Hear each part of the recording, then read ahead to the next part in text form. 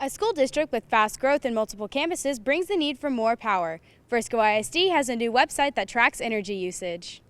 It has helped in the visibility of how much money we spend on not just electricity, but natural gas, water, recycling efforts. It also shows how many pounds of CO2 are produced to run a normal school. To try and curb the energy usage, Frisco ISD keeps up with the latest technology when designing new buildings, and campus administrators are aware of efficiency efforts.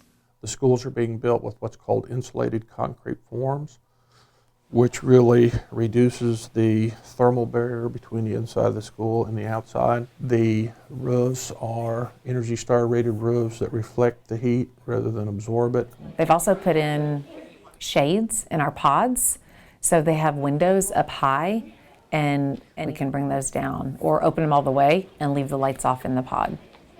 All of our new buildings have geothermal, which is a great way to utilize, the earth in order to, heat and cool the building versus just electricity off the grid. But we have motion sensitive lights in the school, so anytime a room is vacant or a hallway is even vacant, then the lights go out.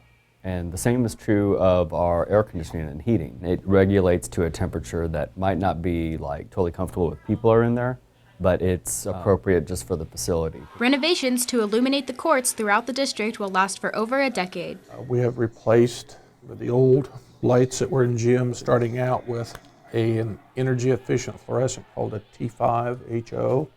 We've actually just finished doing all the rest of the gyms in Frisco, and instead of T5s we've put in LED lights, and those LED lights will last.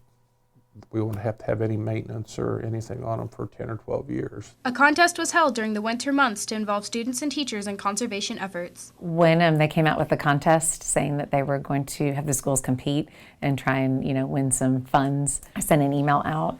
And so some of our little things we were doing, we didn't make it a huge deal with the students, but was to turn off the lights as soon as we leave the classroom. We've made a concentrated effort to make sure that our projectors are turned off every time the teachers aren't using them, because again, that saves on electricity, the light bulb usage. Students and staff have just been more cognizant of their energy usage. Sometimes only utilizing half of the lights or opening up the blinds during the morning so that they don't have to run the ceiling lights.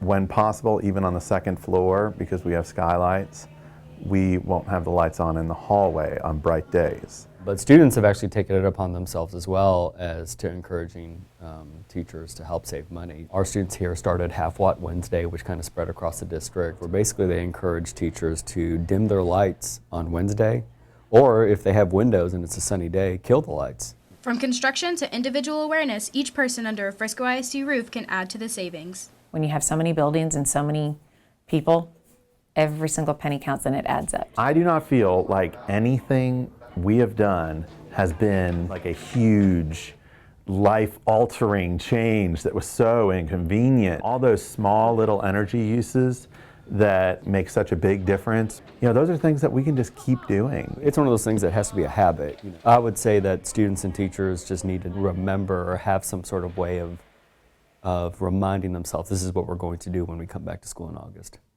In addition, lights in parking lots have been upgraded to motion-sensitive LEDs, and changes to other facilities are on the way as Frisco ISD continues to find ways to save.